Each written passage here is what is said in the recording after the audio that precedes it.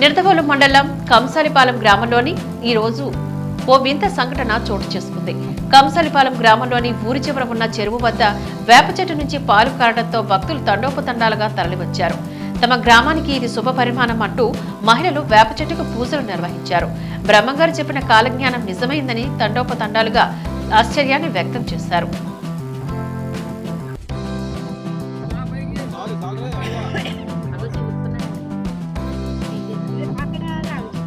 పాలెం గ్రామం ఈరోజు మా గ్రామంలో ఒక వింత అయితే జరిగింది. ఇదివరకు బ్రహ్మంగారు కాలజ్ఞానంలో చెప్పినట్టుగా మా గ్రామంలో వేప చెట్టు పాలు గారడం అనేది ఈరోజు చూడటం జరిగింది. ఈరోజు ఉదయం 6 గంటల కానించి మా ఊరిలో ఉన్న చెరువుగట్టు దగ్గర ఈ వేప చెట్టుకి పాలు గారడం జరిగింది. మరి ఇది ఈ రోజున రథసప్తమి రోజుని ఇంత మంచి కార్యక్రమం జరగడం ఒక శుభ పరిణామంగా భావిస్తున్నాం. అలాగే గ్రామస్తులు అందరూ కూడా వచ్చి, మహిళలు పెద్దలు అందరూ కూడా వచ్చి ఇక్కడ వేప చెట్టుకి పూజా కార్యక్రమాలు అయితే చేయడం జరిగింది.